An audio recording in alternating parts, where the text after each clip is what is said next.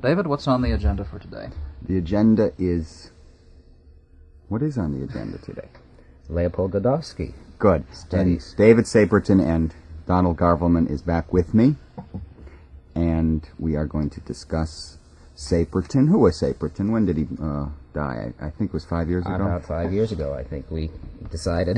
Yeah, he was the son-in-law of Godowsky, and Godowsky, of course, is one of the great pianists that ever lived, and they called him the Buddha of the piano. You know why? I think because in later life his face reminded people of Buddha. Right, and it seemed transcendental enough to relate that to his pianism. Yes, that superhuman, Superman piano playing. Now, Godowsky was a composer for the instrument, and he left 53 studies based on the Chopin studies, and that's why we're here today, paying tribute to Chopin. Saperton recorded about how many? 10? Yeah, about 10. We heard about 5, I'd say. We're going to continue. They are fascinating studies upon the etudes of Chopin, and perhaps, in a way, as you said, the Mount Everest of pianism. Harold Schoenberg says that they will probably be entirely forgotten in a generation or so, unless there's a complete aesthetic turnabout, and that has already happened. It's unlikely that these will be forgotten. What do you think? What do you mean by a complete aesthetic turnabout? Well, I wonder what he means. Well, he thinks that we are living in an anti-romantic age. Yes, we're going into prepared pianos with bicycle chains and rubber bands and nuts and bolts thrown in the piano. However, that is actually an indication of the cruel romanticism of our day, not by any means an anti-romantic stance. Yes, it's not really as avant-garde as these people would like to think it is. There is no avant-garde left. Right. Never will be again, probably. Anyway, that's a controversial statement, and let's talk about these etudes. Where did we leave off last time? Well, we heard the Etude in F minor, Opus 25, number 2, and Godowsky's study on it. Now we're ready for the famous Toccata Etude in C major, Opus 10, number 7. Now, Godowsky, we're going to hear 2 of Godowsky's studies, his number 14 and 15, and they're each quite different. If you remember, the original Chopin has the right hand doing a lot of very difficult things in double notes. In Godowsky's first study, the right hand part is thrown into the left hand, while the right hand plays an entirely different counterpoint to it.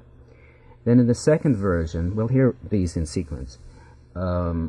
It's put into G-flat major, and it's marked Allegretto espressivo. And Godowsky often referred to that as a nocturne. So we shall listen to David Saperton just easily tossing these off. Yes. Okay, the 2 studies based on the famous Opus 10, number 7, David Saperton.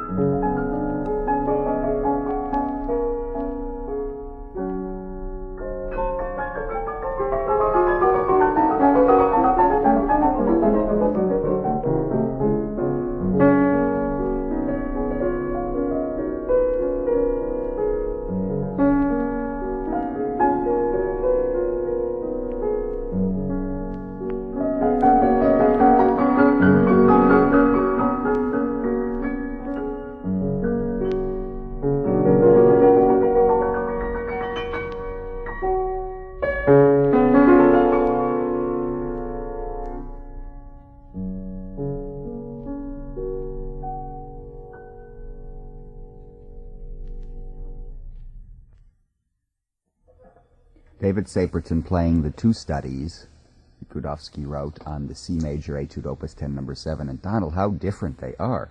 Yes.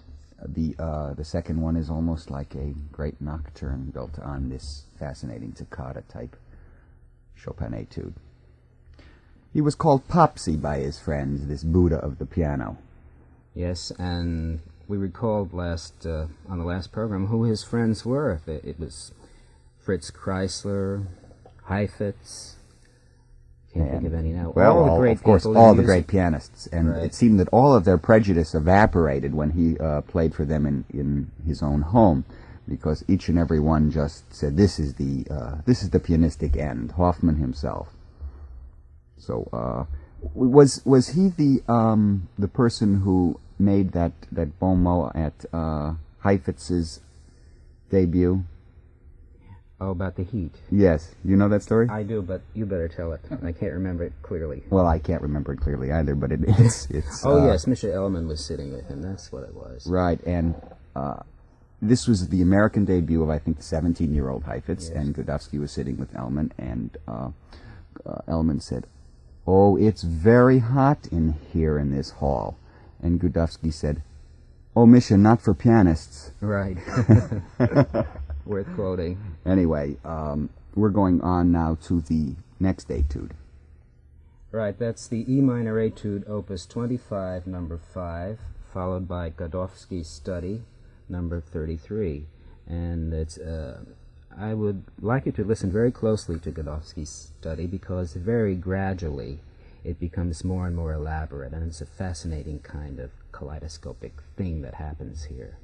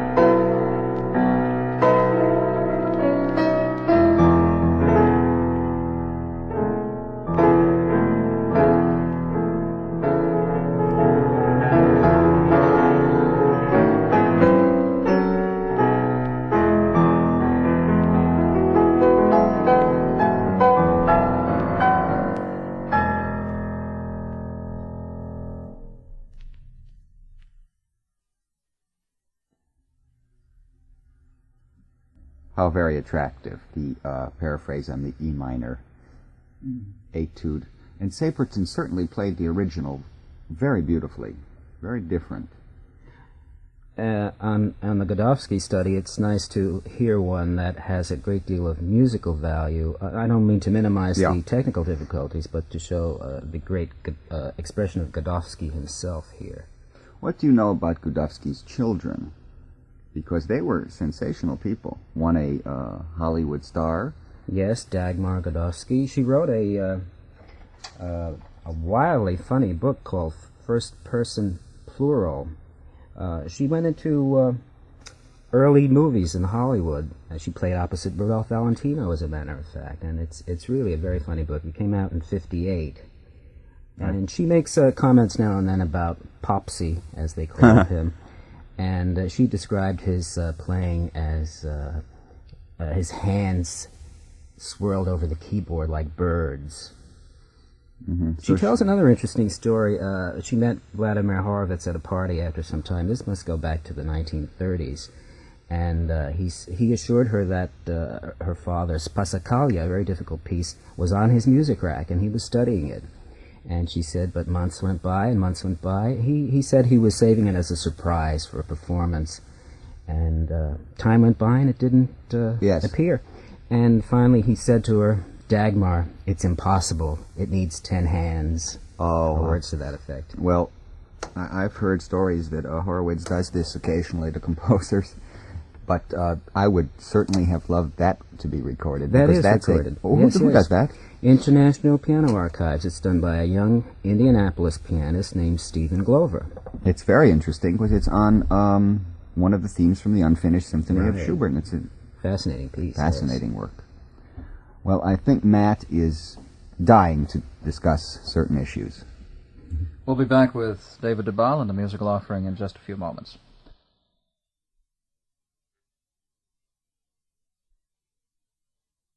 And now, once again, Mr. Dubal and Mr. Garvelmann. Well, Mr. Garvelmann, we talked about Dagmar Godowsky, a Hollywood silent film vamp star in the great tradition. But there is perhaps in the world of invention a far more important child, and that was the son. Yes, Leo, or Leopold the second, I guess he was called, and he was a co-inventor of Kodachrome. Matter of fact, I think it was Leo who married George Gershwin's sister. So there's two great musical families put together. And there's Leopold Godowsky III, living in New York now, and he's a pianist too. Well, it's a hard act to follow. Well, actually, Daddy Godowsky, Popsy as they called him, he's really unknown to the majority of us because the career as a performing pianist was at a minimum, and perhaps after his sensational Berlin recitals, he never again felt the stage so closely. He migrated to New York, right? Yes. Lived here, and then, as you said, he became paralyzed in the 30s. There are very few recordings. One can be gotten by, again, we'll plug the International Piano Library, where possibly the best of Godowsky that can be had on LP is the Grieg Ballade he plays, yes, and the Les Adieux Beethoven Sonata, Opus 81A, and also the Carnival. And he did do, I think, 78s of the Chopin Nocturnes, and we don't have those on LP, do we? I think maybe a couple of them are, but no, I don't think the whole set has been transferred to LP yet. Incidentally, we should mention that these Godowsky studies, these recordings that we're hearing today, are going to be reissued by International Piano Library sometime during 1976. I think that will be, and hopefully it'll be greeted with enthusiasm by collectors. And Saperton was Godowsky's son-in-law and worked certainly for the master here. It's just a great shame that Godowsky himself did not record any of his own works. Yes, I think these studies and all his nearly 400 piano pieces, which are so technically difficult for the most part, were written for his own playing style, they fitted his hand and his mind very well.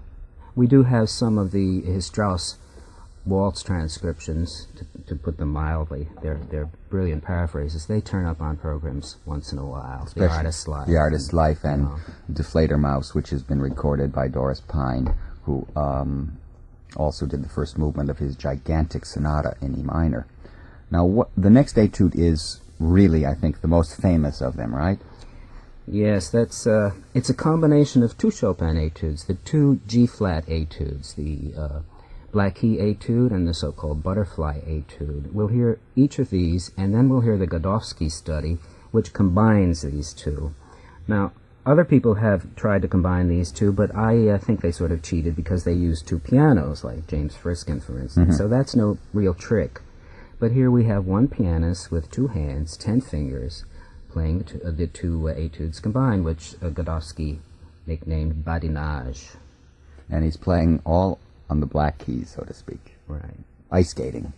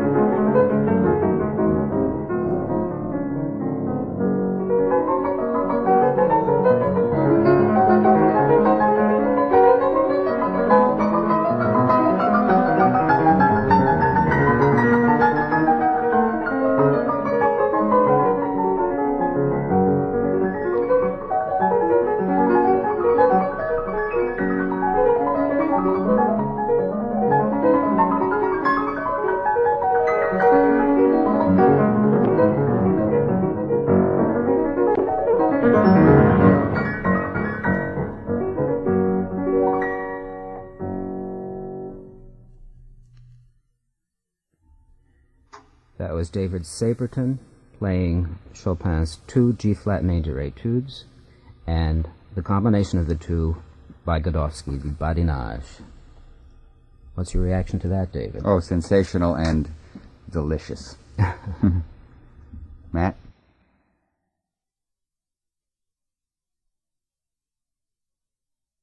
My guest, Donald Garvelmann. Donald, why don't you, before we get to the etudes, give us one of the 350 authentic stories you know about Godowsky. Just one of them. Well, there was a Berlin recital many years ago of Eugene Dalbert, whom Godowsky admired very much, and Godowsky asked one of his pupils what he thought of Dalbert, and the pupil said, "I didn't care for him very much." And Godowsky said, "Why not?" And the pupil said, "Because he played so many wrong notes." And Godowsky said, "Well, I'd rather hear Dalbert's wrong notes than your right notes." Oh, that's wonderful. Dalbert, of course, was called the little Titan, or the little giant, one of Liszt's favorite students. Yes. And, of course, we don't have many recordings of Dalbert. Now, let's go to our next Saperton demonstration. Yes, we'll hear the 2 Chopin etudes in their original form, the F major, opus 25, number 3, with that hopping kind of a rhythm, and then the E-flat major, opus 10, number 11, the one with the very widespread arpeggios. And then, believe it or not, Godowsky's combination of the 2 etudes. And the polyphony is so grand, really. This is, of course, what he was seriously interested in, not just effect. There aren't easy effects or octaves zooming up and down, but these are the most subtle pianistic difficulties. Yes, they're more than commentaries upon the etudes. I think they're recreations in Godowsky's own terms, certainly. Absolutely.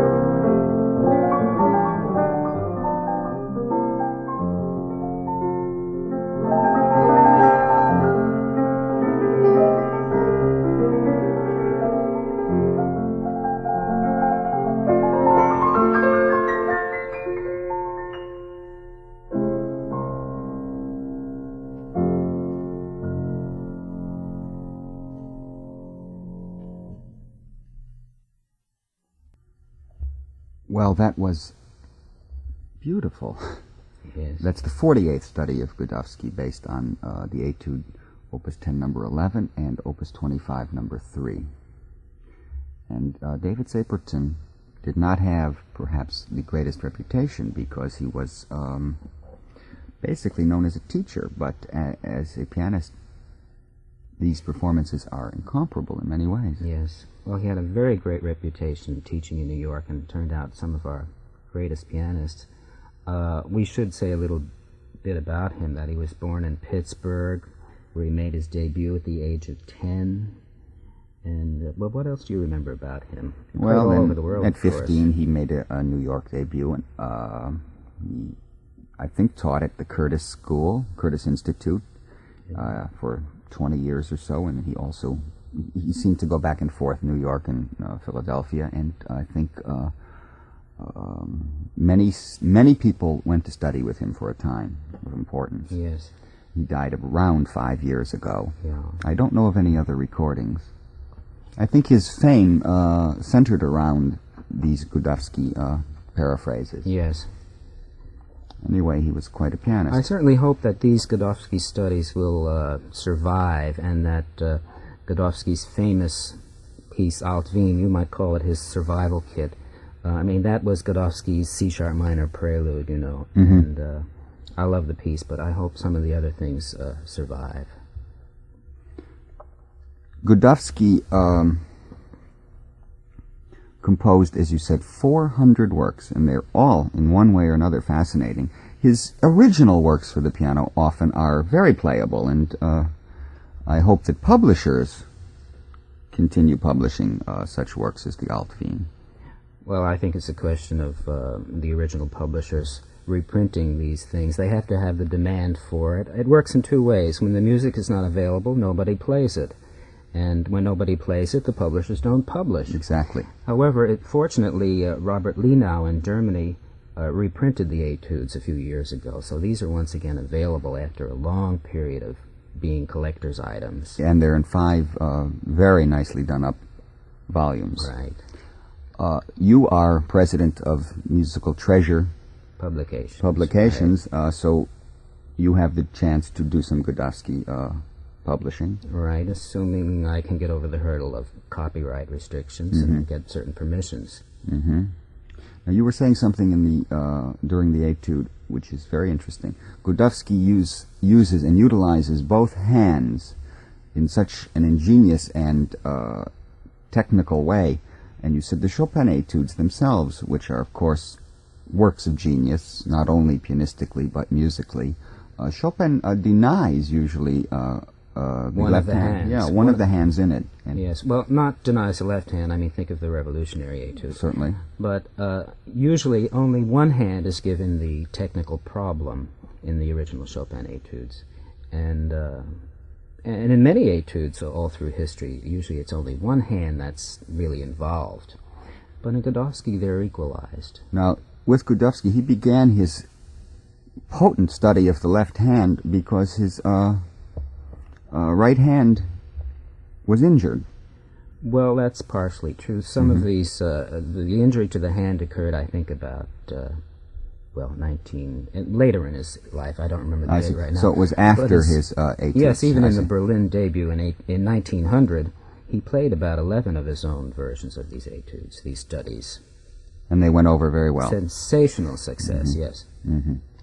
Our next ones will be his study on the famous Aeolian Etude, Opus 25, number 1. Yes, and then followed by Godowsky's study number 25, which weaves all kinds of arabesques and counterpoint around it. Let's hear it.